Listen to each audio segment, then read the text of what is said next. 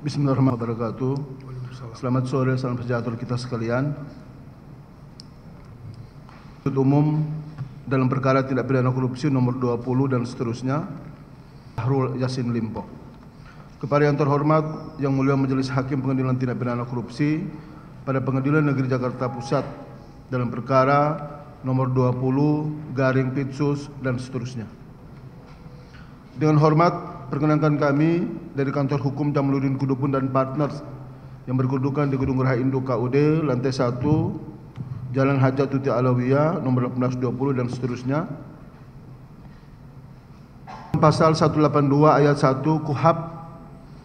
Maka pada kesempatan hari ini izinkan kami menyampaikan duplik atas replik jaksa penuntut umum terhadap nota pembelaan atau pledoi terdakwa dan nota pembelaan pledoi kami penasihat hukum terdakwa, bahwa apa yang kami sampaikan dalam nota pembelaan, baik yang diajukan terdakwa sendiri maupun oleh kami penasihat hukum terdakwa, serta duplik ini adalah upaya untuk menjelaskan, menyampaikan dan mendudukan kebenaran, bukan pembenaran seperti kata jaksa penuntut umum dalam repliknya, di mana yang kami sampaikan adalah suatu yang sesuai dengan fakta yang terungkap dalam persidangan, baik itu dalam keterangan para saksi, keterangan ahli, keterangan terdakwa, bukti surat maupun barang bukti lainnya secara baik dan sesuai ketentuan peraturan perundangan yang berlaku sebagaimana telah kami jelaskan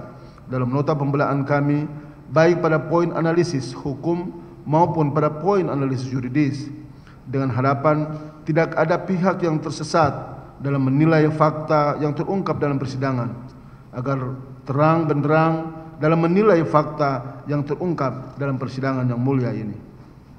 Bahwa pada prinsipnya kami tetap pada nota pembelaan atau pledoi yang telah kami sampaikan, yang telah kami sampaikan dan kami uraikan secara jelas dan tuntas, dan duplik ini adalah bagian untuk mempertegas kembali nota pembelaan atau pledoi pribadi terdakwa dan nota pembelaan atau pledoi penasihat hukum terdakwa yang merupakan bagian yang tidak terpisahkan dari duplik ini. Maka dengan duplik ini kami akan sampaikan beberapa hal untuk menanggapi replik jaksa penuntut umum yang telah dibacakan pada tanggal 8 Juli 2024 sebagai berikut. 1. Pendahuluan. Majelis Hakim yang mulia, Saudara jaksa penuntut umum yang kami hormati, Saudara terdakwa Syahrul Yassin Limpo yang kami banggakan, rekan-rekan media yang kami hormati dan kami banggakan, serta persidangan yang kami muliakan. Sebelum duplik ini kami mulai, sebagai insan yang beriman, pertama-tama kami mengucapkan puji syukur kehadirat Allah Subhanahu wa taala, Tuhan yang Maha Kuasa, atas limpahan rahmat, taufik dan hidayahnya kepada kita sekalian, sehingga pada hari ini kami penasihat hukum terdakwa bisa membacakan dan menyampaikan duplik yang merupakan penegasan atas nota Kupang Kota Balikpapan, sungguh indah dan menawan, katanya pejuang dan pahlawan, dengar tuntutan nangis sesungguhkan. Perlu kami sampaikan bahwa air mata yang keluar dari kesedihan adalah sebuah dialog seorang hamba yang telah tiba pada kesadaran tentang kecilnya diri dan betapa hanya pada Tuhan semata segala kebesaran dan kekuatan itu. Lalu mengapa kita harus berhenti mengeluarkan air mata jika itu adalah kesempatan terbaik untuk menyentuh jiwa dan nurani kita? Bahkan tokoh besar seperti Umar bin Khattab yang iblis pun takut padanya, tak segan-segan menangis bercucuran air mata. Bahwa dan jika kita tidak terharu atas tangis terdakwa yang jujur disampaikan terdakwa tanpa rekayasa, karena benar-benar merasa dizolimi dan tidak merasa melakukan perbuatan sebagaimana dakwaan jaksa penuntut umum, serta tidak terharu atas tangis keluarga, tangis ibu terdakwa dan pengunjung sidang, bahkan kami penasihat hukum terdakwa, maka perlu dipertanyakan tentang nurani kita semua. Bahwa khusus terhadap pernyataan jaksa penuntut umum sebagai dasar dalam perkara aquo oleh kami penasihat hukum terdakwa Dalam fakta persidangan, jaksa penuntut umum dalam fakta persidangan tidak dapat sama sekali membuktikan dakwaannya. Dalam fakta persidangan, jaksa penuntut umum tidak dapat membuktikan dakwaannya. Kami penasihat hukum terdakwa ingin mengingatkan kembali dakwaan jaksa penuntut umum dalam surat dakwaannya sebagai berikut. Bahwa setelah terdakwa menjabat sebagai Menteri Pertanian Republik Indonesia sekira awal tahun 2020 bertempat di ruang Menteri Pertanian lantai 2 di kantor Kementerian RI Jalan Harsono RM3 Ragunan Pasar Minggu Jakarta Selatan, terdakwa mengumpulkan dan memerintahkan Imam Mujahidin Fahmid, staf khusus Menteri Pertanian Republik Indonesia bidang kebijakan, Kasdi Subagiono, Direktur Jenderal Perkebunan tahun 2020, Muhammad Hatta dan Panji Haryanto, ajudan terdakwa, untuk melakukan pengumpulan uang patungan atau sharing dari para pejabat eselon 1 di lingkungan Kementan RI yang akan digunakan untuk memenuhi kepentingan pribadi terdakwa dan keluarga terdakwa. Terdakwa juga menyampaikan adanya jatah 20% dari anggaran di masing-masing sekretariat direktorat dan badan pada Kementerian RI, Kementan RI yang harus diberikan kepada terdakwa. Selain itu, terdakwa juga menyampaikan kepada jajaran di bawah terdakwa, apabila para pejabat eselon 1 tidak dapat memenuhi permintaan terdakwa tersebut, maka jabatannya dalam bahaya, dapat dipindah tugaskan atau dinonjobkan oleh terdakwa, serta apabila ada pejabat yang tidak sejalan dengan hal yang disampaikan terdakwa tersebut agar mengundurkan diri dari jabatannya. Dalam fakta persidangan, sebagaimana telah kami jelaskan dalam nota pembelaan dan telah kami jelaskan sebelumnya, jaksa penuntut umum sama sekali tidak dapat membuktikan dakwaannya bahwa saksi Imam Mujahidin Fahmi, saksi Muhammad Hatta, saksi Kasdi Subagiono menyampaikan keterangannya dalam persidangan dan telah disumpah menerangkan tidak pernah ada pertemuan tersebut dan tidak pernah ada perintah terdakwa untuk melakukan pengumpulan uang patungan sharing dari eselon 1. Bahkan saksi Panji Haryanto dalam persidangan yang telah memberikan keterangannya di bawah sumpah membantah dakwaan jaksa penuntut umum, di mana dalam keterangannya Panji menjelaskan dirinya tidak ikut dalam pertemuan dan hanya mendengar dari luar, sehingga keterangan Panji Haryanto sudah seharusnya ditolak atau dikesampingkan.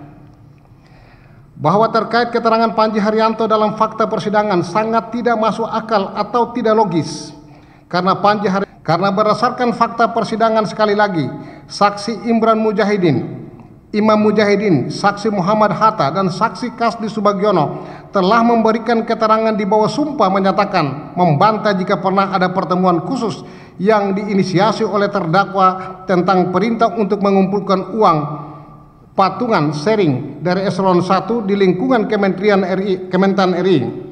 Jika yang dimaksud jaksa penuntut umum adalah keterangan Panji Haryanto dalam keterangannya di bawah sumpah telah membantah dakwaan jaksa penuntut umum dan menerangkan jika dirinya tidak ikut pertemuan dan hanya berada di luar. Keterangan saksi Panji yang berubah-ubah saat BAP dan berbeda saat persidangan sudah sepatutnya menurut hukum dikesampingkan. Atau mungkin yang dimaksud jaksa penuntut umum adalah keterangan para saksi eselon 1 lainnya yang hanya mendengar dari saksi Imam Mujahidin, saksi Muhammad Hatta, saksi Kasdi Subagiono dan Panji Haryanto. Telah diklarifikasi oleh para saksi tersebut jika terdakwa tidak pernah memberikan perintah untuk melakukan pengumpulan uang patungan atau sharing. Rangkaian jawab-menjawab dalam persidangan atas perkara ini melalui duplik yang mempertegas nota pembelaan pribadi terdakwa dan nota pembelaan penasihat hukum terdakwa yang merupakan bagian yang tidak terpisahkan untuk menjelaskan fakta yang terungkap dalam persidangan sebagai bantahan atas dakwaan dan tuntutan jaksa penuntut umum. Kami hanya ingin mempertegas lagi beberapa poin penting yang terungkap sebagai fakta persidangan, di antaranya sebagai berikut. Pertama, bahwa terdakwa terbukti tidak pernah memerintahkan, mengelola ataupun menerima secara langsung segala macam uang yang diistilahkan sebagai dana sharing tersebut. Kedua, bahwa terdakwa tidak pernah mengatur segala macam dana operasional yang diperuntukkan bagi perjalanan ataupun kegiatan dinas, baik di dalam ataupun di luar negeri, baik diperoleh maupun penggunaannya. Karena itu bukan tugas terdakwa, melainkan terdakwa hanya mengikuti semua arahan dari pejabat yang bertugas mengatur persiapan dan segala fasilitas yang telah disiapkan untuk itu. 3. Bahwa terdakwa tidak pernah menerima honor dan uang perjalanan yang jumlahnya normatif, bahkan jika dibandingkan dengan fasilitas instansi lain, maka yang diterima terdakwa padahal ia selaku menteri jumlahnya masih jauh lebih kecil. Misalnya seorang pejabat setingkat direktur di BUMN, honor dan uang perjalanannya kurang lebih 300 juta jika melakukan perjalanan ke luar negeri.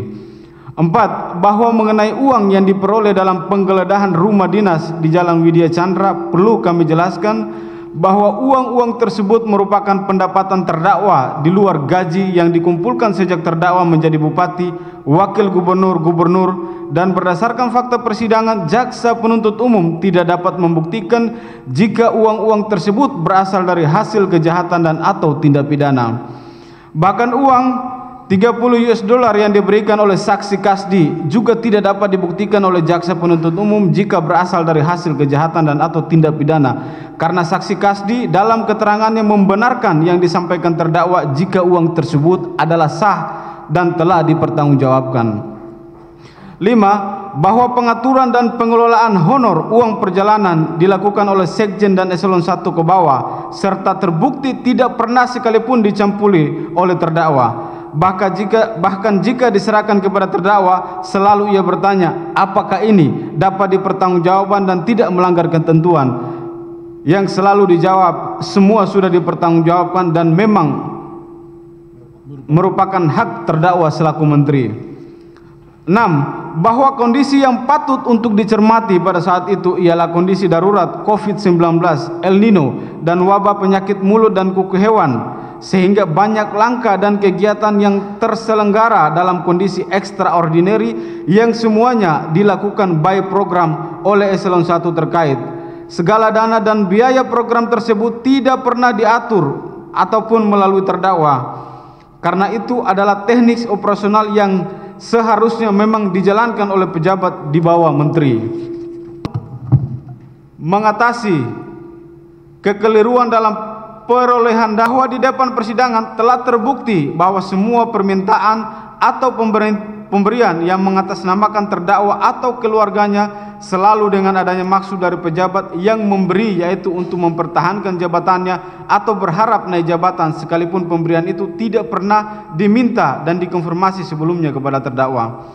9. Bahwa terhadap hal-hal selain dan selebihnya kami menyatakan bertetap pada nota pembelaan pledoi yang telah kami ajukan dan bacakan pada persidangan sebelumnya. Izin selanjutnya di akhir memang. Satu kesatuan dengan nota pembelaan pribadi terdakwa dan nota pembelaan penasihat hukum terdakwa. Semoga Yang Mulia Majelis Hakim mengadili perkara ini tetap teguh, arif dan bijaksana, sehingga kebenaran dan keadilan dalam perkara akuo dapat ditemukan melalui putusan Majelis Hakim yang mulia.